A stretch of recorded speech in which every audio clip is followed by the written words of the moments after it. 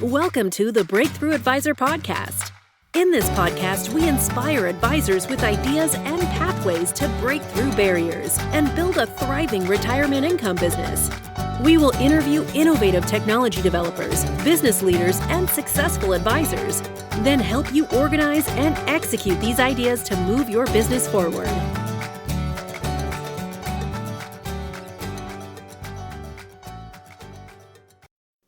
Hello and welcome to the Breakthrough Advisor. I'm your host, Eric Johnson, and today I've got Coach Joe on the line. Coach, how are you? Eric, I'm doing well. How are you? I'm doing fantastic. It's getting colder. It's that time of year. It's final quarter of the year, and I know that this is a time that you are really working with advisors, helping them with business planning, and that's what we kind of want to talk about today. Yeah, advisors have got to kind of work in what I call a duality. Number one, they need to start finishing up this year, still work their plan for 2020.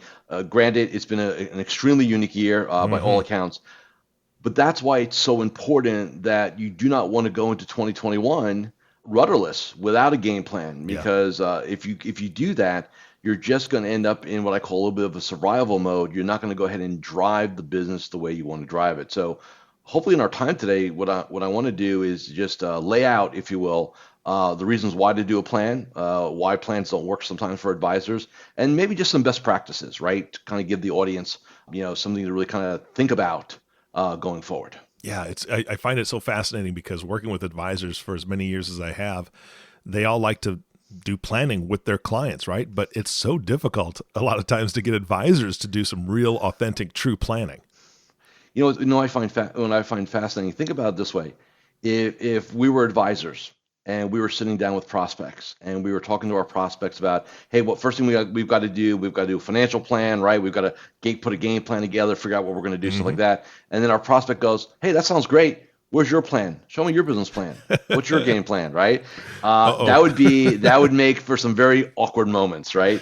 And the reason why that happens, quite frankly, is that most advisors have had a negative or bad experience doing planning. If you think about it, if they come in the industry, right, at a major firm or anything like that, chances are you're doing a plan because your branch manager or your sales manager or the regional person wanted something done the way they wanted it done, and you never bought into it, so you have some negative experiences, right? The other thing is there was never any follow-up. What I find a lot of times with advisors, they'll put something together, maybe like a 1 or 2 pager, worse yet, maybe an Excel spreadsheet with just some numbers in it. Yeah. And they kind of check a box like it's a tax return. Like, okay, I've done it. I'm kind of covered. And what's fascinating about that is if you go ask them usually by February 15th, March 1st, they probably couldn't even find it. Never mind really looking at it. So I think one of the things that advisors have got to be very, very aware of is just because it didn't work in the past doesn't mean you can abandon it in the future. And especially going into 2021, which we've got to make sure we have something like I said earlier. Otherwise, we're just going to go into that survival mode. So we have to have a responsibility. And this is what I talk to my clients about. You're a business owner. I don't care what your business card says. You're at a major firm, you're independent RIA or somewhere in between. Ultimately, it's your responsibility. And I believe, especially if you're running a team, you have a moral responsibility to set the vision and the roadmap for your team. It's incredibly important, right? Otherwise, you're just going to be doing things just to be busy. And, hey, what's your goal this upcoming year? I want to make more money. Yeah. Well, conceptually, I get it, right? Yeah. That is not a plan, right? So these are some reasons why advisors fail at it, and here's why you want to do it. You want to make sure that you have, at least the way I do it, it is a document that is around you the entire year. It is something that our process, we go from a 5-year strategic plan down to 1-year deliverables, down to a 90-day plan, down to a daily game plan. Like we work it all the way through, right? It extrapolates down. So, because that's part of the challenge sometimes also, people can set, advisors can set goals. But if I ask them, hey, what do you have to do every day to make that happen? They don't know. Yeah. I got to do more better, right? Those 2 dangerous words in our game. that is not, how we want to go ahead and drive what we do. Right. So those are just some thoughts on, hey, why to do one and why for a lot of advisors it doesn't work. Yeah. I mean, it's the old saying, how do you eat an elephant, right?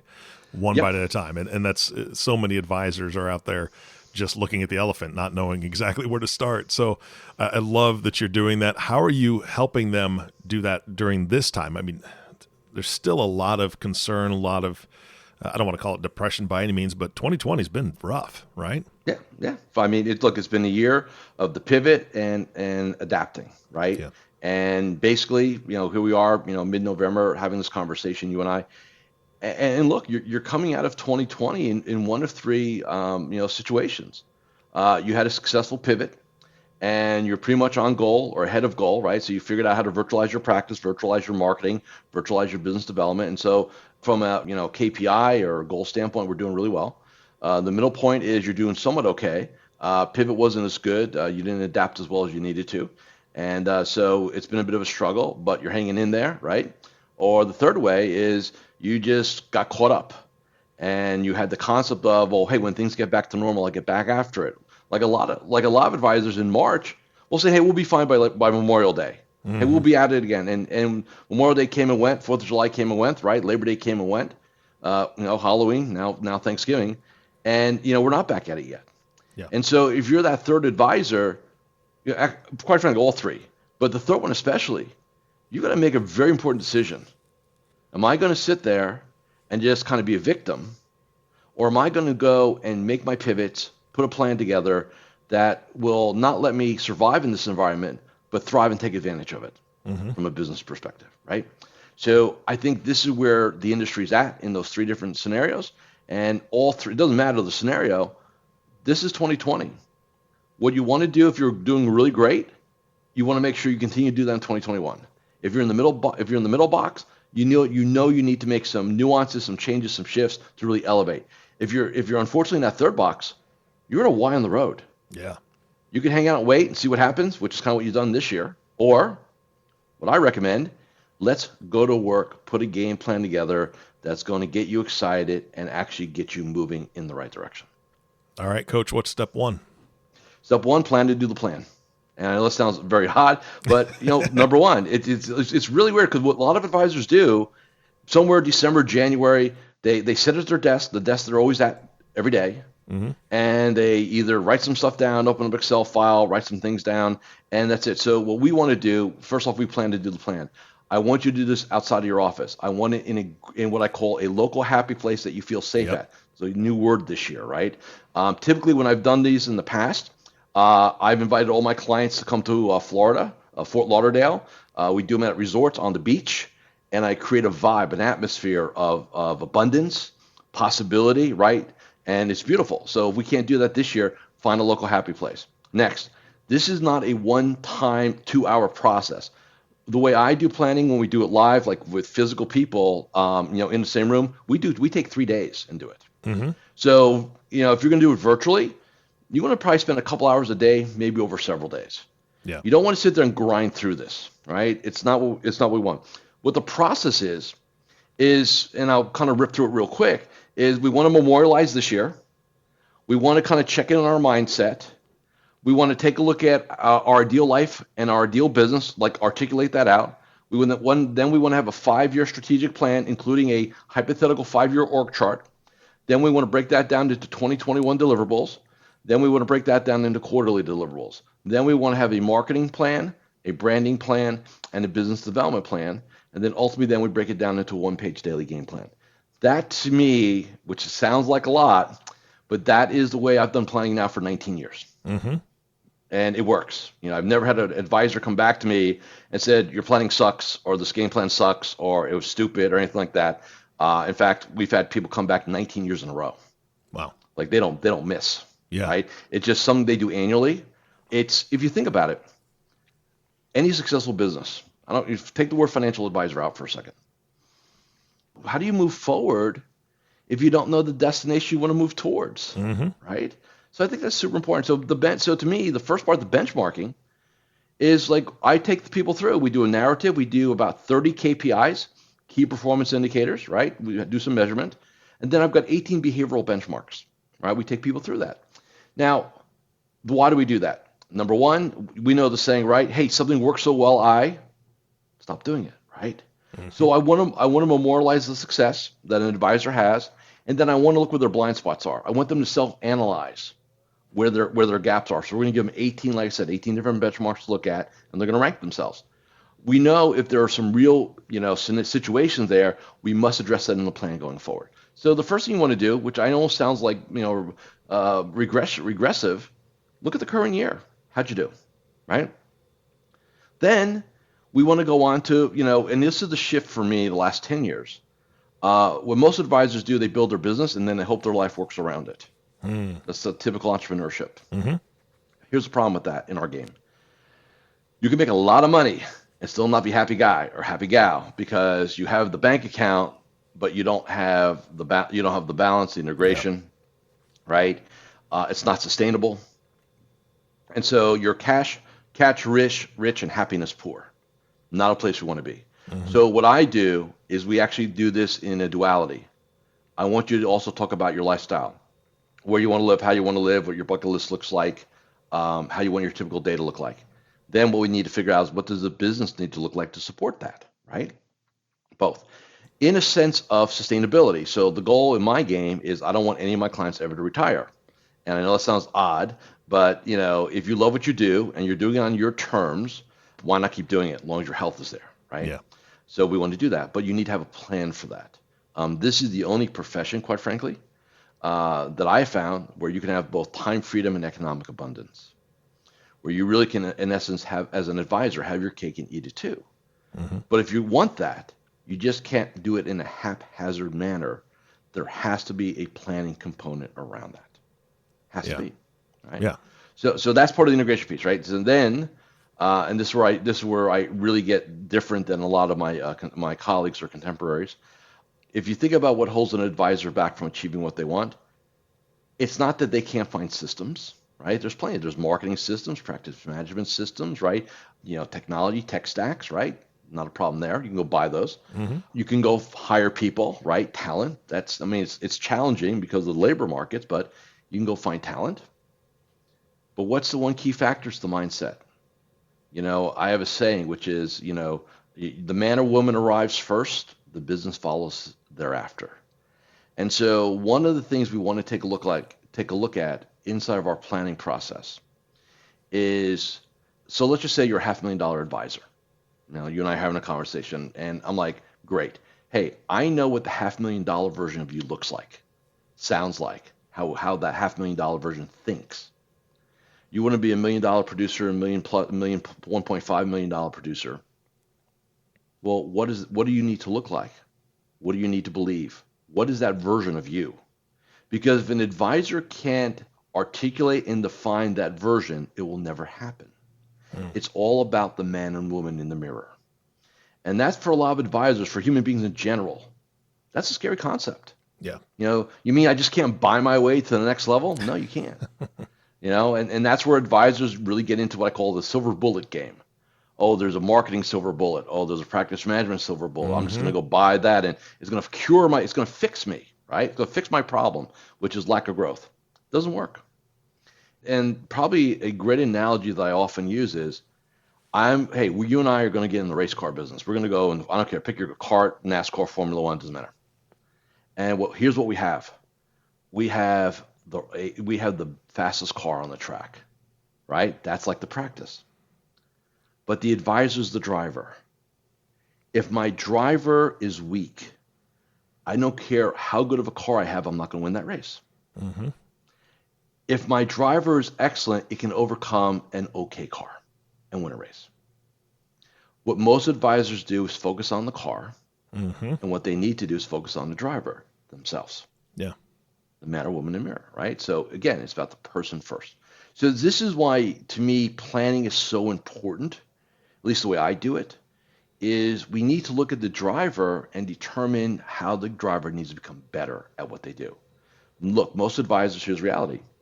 They got into this game because they either like the markets, or they like planning, or they like people, or they like money, right? Nothing wrong with all that, right? But then they become the accidental business owner. They wake up one day and say, oh man, I got to figure this out. And then if they really, really grow their game, then become the accidental leader. I mean, I got to lead a team. I got to lead my clients. That's hey, I never saw that in any of my Series 7 studies or my week I spent, getting my insurance licenses, right? We never talked about that. So these are some things that really have to be present for advisors to do. And I think what happens a lot of times is, they're thought of happenstance wise, and you just don't know how to handle it. So what we want to do inside of our planning process is really make sure we understand those different roles, those different areas of accountability that an advisor needs to have, and we move them forward. Gotcha. Yeah. I mean, I couldn't set it better myself. I mean, that's why you're on the podcast. This is one of those things that it is really difficult to get over that thought of having to look internal for what the stumbling blocks are. And the hardest thing I think human beings have in general is look in the mirror, the man or woman in the mirror, and tell yourself the truth, right? The truth. You don't need to tell anybody else. I mean, you can BS anybody you want, but you never BS yourself, right? That's the scary part. And so here's the interesting part. When I have a client and by the way, we actually do this, and we do an exercise inside of our business plan. Maybe I shouldn't say this because then people get really freaky. But one of the exercises we do as part of our protocol is I actually have you. One time I brought like a couple hundred mirrors to a live event. I gave everybody like a little camping mirror, and I had them stare at themselves for about 5 minutes and have them write down what the truth was. I had people crying. Very, very powerful. So now with technology today, so guess what we do now? We just open up our phones and we put our cameras on to look at ourselves that way. So we don't even have to do the mirror anymore. But here's what happens. Mm-hmm. If you can be honest with yourself and take responsibility for your world, what's holding you back, and you say, I'm the one. I am the bottleneck, right, in my game. Something really important happens. You now understand the challenge, you've admitted it to yourself, and now we can start moving forwards on it. And here's what I mean by moving forward on it. A lot of times, I call this the ultimate personal development business. And what I mean by that is, if you think about, at least the way I view this, I look at advisors who are highly successful, Barron's 50 advisors, some of the people I work with, and they're all students of personal development. It's funny, a lot of times my clients are asking, hey, why do you need a coach? You're so successful. He goes, because that's why I'm successful. I have a coach. The advisors who you think shouldn't need that relationship, or the first ones that want it, and the ones that struggle their entire career, they never get it. The best investment you can ever make as a financial advisor is investing in yourself. And that means whatever it means, right? So whether it's a coaching relationship or a personal trainer, or you're going to events, or you're joining masterminds, like if you're not reinvesting between 5 and 10% of your income back in yourself, you're not doing it the right way. And I can correlate that. The more money an advisor invests in themselves, the faster their growth. It's immutable. It just happens, right? I can't say that with getting another designation. I can't say that about other things. This to me is absolutely immutable in my experiences, right? But if you were to take the tribes of advisors and go around the room with like everyone, hey, how much did you invest in yourself last year? How much did you invest in yourself last year? You'll see very clearly the ones that invested are going to have one level of growth, economic growth, and the ones that don't are going to have a totally different, i.e. a lot slower, smaller, pace of growth. Mm-hmm. And yet, if you go around the room, how many of you have a personal development game plan for 2020 or a personal development game plan for 2021? Right? And this is the key differential. So one of the things we do in business planning is I have you create not only a game plan, but I have you write the budget down. And think about this. It's really cool. Let's just say 10% is the number. So if I've got somebody that has a $500,000 top line, you can do a lot of investment with 50 grand. You can do some really good stuff for yourself. Personal trainer, nutritionist, right? There's a lot of articles. Russell Wilson spends $1 million on his body every year. LeBron James spends about $1.7 million a year on his body, right? Just to be, keep his athleticism at a high level. I mean, you got world-class athletes that reinvest back in themselves, right? Because that's their game. Well, if it's good enough for LeBron James and Russell Wilson and everybody else who's highly successful, I don't think you need to be a genius to say, that sounds interesting. Let's do that. So if you're a $500,000 advisor, hey, 10% is 50 grand. You get to $1 million, You got $100,000 to reinvest back in yourself. What happens is your pace of growth accelerates because you're hiring the best of the best. You're learning and being mentored by the best of the best. And now the momentum just happens, right? But if you never start, even if somebody's starting out and they're making $50,000 a year, hey, $5,000, which I know may be the difference between going out to dinner, right, or eating home, but reinvest that back in yourself. You get to $100,000 a lot faster. You get to $250,000 a lot faster. You get to $500,000 a lot faster. It's just one of those immutable things. Yeah. So I just think, when you think about planning, and especially now with everything going on in our world, the mind and the mindset, there's even a higher level now, a higher threshold, because of all the noise, all the ways the human being get distracted, right? Social media, the news, everything else. Like, you got to lock this in order for you to go ahead and be excellent. Yeah, absolutely. I hate to use the phrase, or when people throw up the objection, well, I can't afford it. Well, you can afford not to. Well, there is some truth to that. And it's just, I don't like saying you can't afford not to, but if you don't mind remaining stagnant, then that's okay, right? But most people, it was funny, earlier you said, and I hear that all the time, well, I want to make more money. That's my goal for next year. And you just flip the question. Have you ever heard anybody say, I'd like to make less money next year? No, exactly No. right. But again, it's concept, right? So more. So the two words that are very dangerous, there's several words that are very dangerous in our game. One of those words is more, because it's nebulous. Better, another nebulous nebulous statement, right? And then so I got more and better. I can't do anything with those. Like, how do we measure it? So we need to define that better. Then tries and shoulds. Right? I'm going to trade what I like to do or try to do, or I'm going to like those terminology. That is the language of mediocrity. Try, should, hope, right? Another one, right? Yeah. Like, no. The goals that you're going to set for 2021, and I always recommend setting no more than 5 top level goals, like just one, I call it one hand, if you will. Those are the ones that you're going to go to war with. Those are like when we talk goal setting, there's 4 things. Number 1, what the goal is. So hey, make more money is not the goal. We're going to put a number. We're going to put a range of number in there. Number 1. Number 2, why is it a must for you? So not like I like to hear it. Like I need you to sell me on it. So why grow the game? Is it because you want to buy a nicer house for your family? You want your kids in private school? You want your spouse to stop working? Like why is it a must? And it must be a must. If it's not a good goal. So that's number 2. Number 3, the how we're going to do it. So I call it the map or the recipe, right? So how are we going to grow the business by 20% this year at a minimum? So obviously simple answers are going to be we need X amount of new clients, X amount of more premium, right? XX, right? So that's part of the recipe. Right, and then the marketing comes along with that. That's the 3rd thing. The 4th thing is actually the most important thing. Who do you need to become to pull it off? So we go right back to the man or woman in the mirror, right? So if you've been struggling economically, that is a byproduct because you have not grown personally as a human being. You start growing as a human being, right, from a mindset, from a personal development standpoint, you get that growth game going, 100% guarantee your bank account is right behind you. So that 4th piece, who do you need to become, is the most crucial component of the 4.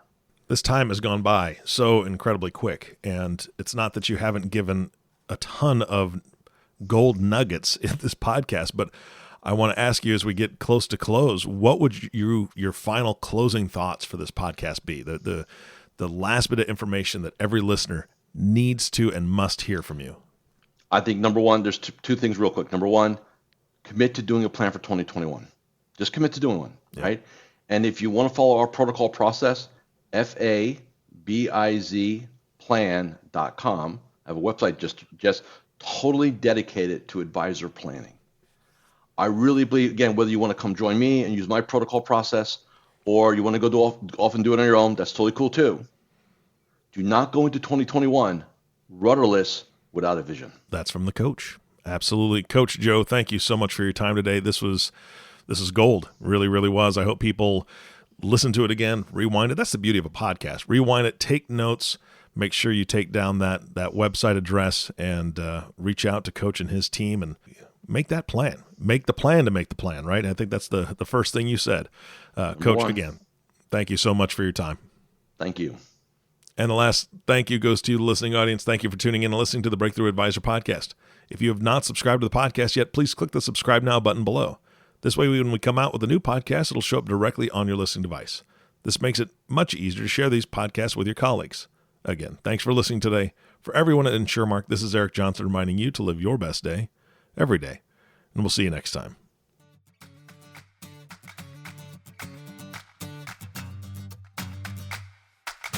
Thank you for listening to the Breakthrough Advisor podcast. Click the subscribe button below to be notified when new episodes become available. The information covered and posted represents the views and opinions of the guest and does not necessarily represent the views or opinions of InsurMark. The content has been made available for informational and educational purposes only.